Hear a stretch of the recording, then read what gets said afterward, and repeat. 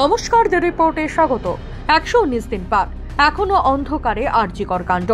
বিচার ব্যবস্থার ওপর আস্থা রাখলেও কিন্তু কবে হবে দোষীদের শাস্তি, এ প্রশ্ন তুলে এবং সঠিক তদন্তের দাবি তুলে ফের পথে নেমে আন্দোলনের ডাক দিলেন সোদপুরে নির্যাতিতার বাবা মা।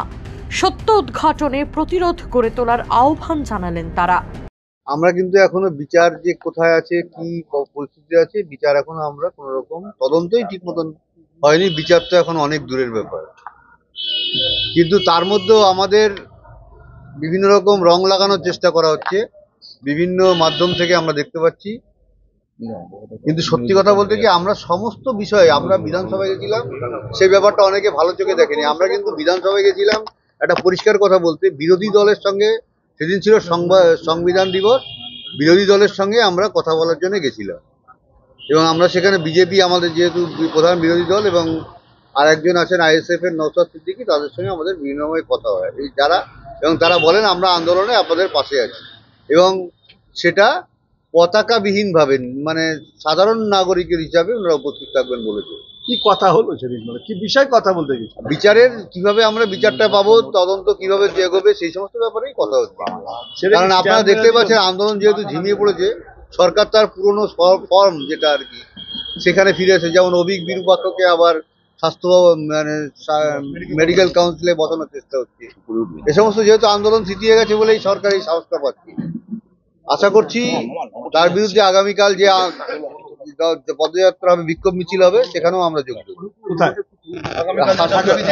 স্বাস্থ্য ভবন, মানে স্বাস্থ্য ভবন পর্যন্ত যে অভিযান হবে সেখানে আমরা যাব। এবং এখন থেকে আমাদেরও আন্দোলন করতে হবে, আমরা ভালোই বুঝে গেছি। আন্দোলন না করলে এই বিচার আমাদের হাতে। আমরাও আন্দোলনে নামবো, নিজে সরাসরি নামবে। হ্যাঁ, সরাসরি নামবো। বলছি যে গতকালও গুরুদাস কলেজে সেই মহিলা নির্যাতন, সেই একই কোনো ঘটনা তো কমছে না। সেই 9 আগস্ট থেকে আমার মেয়ের ঘটনার পরে 17টা ঘটনা ঘটেছে। আমরা এখন দূরদর্শনের টিভির দিকে মোটামুটি নজর রাখি।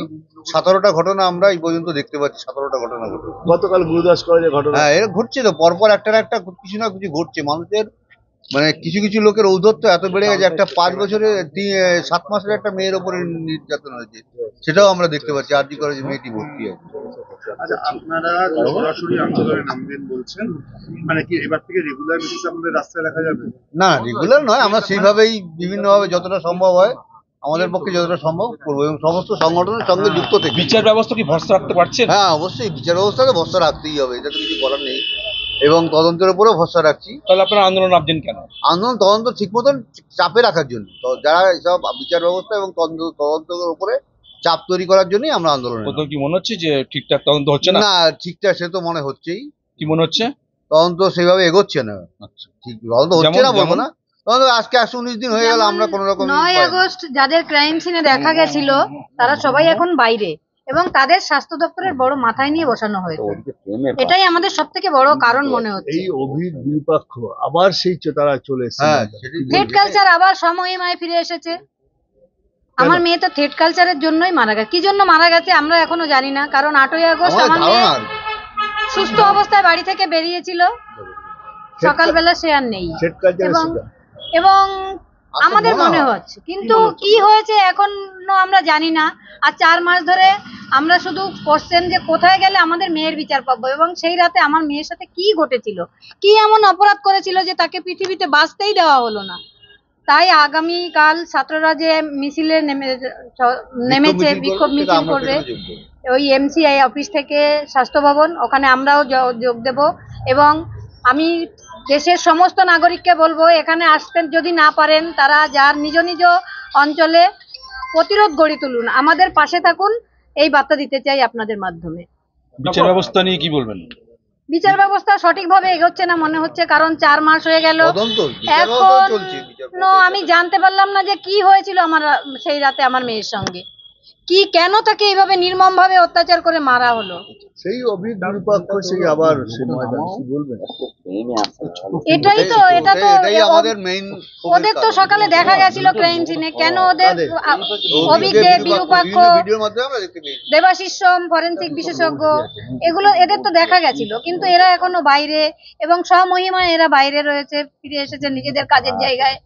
শুধু মনে হচ্ছে সব ঠিকঠাক আছে, শুধু আমার মেয়েটাই আমার কাছ থেকে হারিয়ে গেছে। এখানেই শেষ নয়, রাজ্য সরকারের ভূমিকা নিয়ে প্রশ্ন তোলেন নির্যাতিতার বাবা মা। না অবশ্যই না। না, এখন রাজ্য সরকারের প্রথম সেই থেকে দিনই হারিয়ে গেছে রাজ্য সরকার এবং পুলিশ প্রশাসনের প্রশাসনের উপরে। উপরে আস্থা সেই সেদিনই। 9 তারিখেই আমরা আস্থা হারিয়ে গেছি। না, এটা ব্যাপারে মুখ্যমন্ত্রীকে আমরা কিছু বলতে যাবো না। উনি যা ভালো বুঝছেন তাই করছেন। উনি ওনার রাজ্য কিভাবে চালাবেন, মানুষ এত ভোট দিয়ে ওনাকে সংখ্যাগরিষ্ঠ ভোটার দিয়েছে, ওনার দায়িত্ব বেড়ে গেছে, উনি বলেন সবসময়, সেটা উনি দায়িত্ব হিসেবে পালন করছেন। তবে আমার মেয়ে সরকারি শিক্ষা প্রতিষ্ঠানে ছিল, সেখানেই খুন হয়েছে। রাজ্য সরকার এই দায় এড়িয়ে যেতে পারে না। এড়াতে পারে না। যতই সিবিআই করুক যাই করুক, কিন্তু ওনার দায় আছে কার দায় আছে? রাজ্য সরকারের এবং পুলিশ এবং প্রশাসনের। সন্দীপ ঘোষ, এবং- একটা কথা বলতে ভুলে যাচ্ছিলাম, সন্দীপ ঘোষকে এখনো সাসপেন্ড করা হয়নি, যেটা আমাদের ভারতীয় দণ্ডবিধিতে আইন করা আছে যে কেউ যদি 48 ঘন্টা কাজ দিয়ে থাকে, যেমন অভিজিৎ মন্ডল সাসপেন্ড হয়েছেন, কিন্তু সন্দীপ ঘোষ এখনো সাসপেন্ড হয়নি। এটা কি সমস্ত কি ব্যাপার? মামলা চার্জশিট দেওয়া হয়েছে, কিন্তু চার্জশিট কোর্ট গ্রহণ করতে পারছে না, যেহেতু সরকারি কর্মচারী এসে গ্রহণ করা যায় না, আইনত আছে এটা। রাজ্য সরকার বাঁচানোর চেষ্টা করছে কোন রকম ভাবছেন? সেটা তো স্পষ্ট বোঝাই যাচ্ছে, আপনারা বুঝতে পারছেন, আমরাও বুঝতে কি পারছি। বুঝতে পারছেন? সন্দীপ ঘোষকে বাঁচানোর চেষ্টা হচ্ছে, দুর্নীতি যারা করছে তাদের মাথায় প্রশাসনের হাত আছে, এটা আমরা বুঝতে এটা পারছি। আমরা ভালোই বুঝি। রাজাদে দ্য রিপোর্ট সোদপুর। সমস্ত খবরের আপডেট পেতে লাইক করে সাবস্ক্রাইব করুন দ্য রিপোর্ট চ্যানেলটি। সেই সঙ্গে বেল বাটন প্রেস করতে ভুলবেন না। আপনাদের একটা সাবস্ক্রিপশন আমাদের জন্য অত্যন্ত মূল্যবান। একই সঙ্গে ফলো করুন আমাদের হোয়াটসঅ্যাপ চ্যানেলটিও। জয় হিন্দ।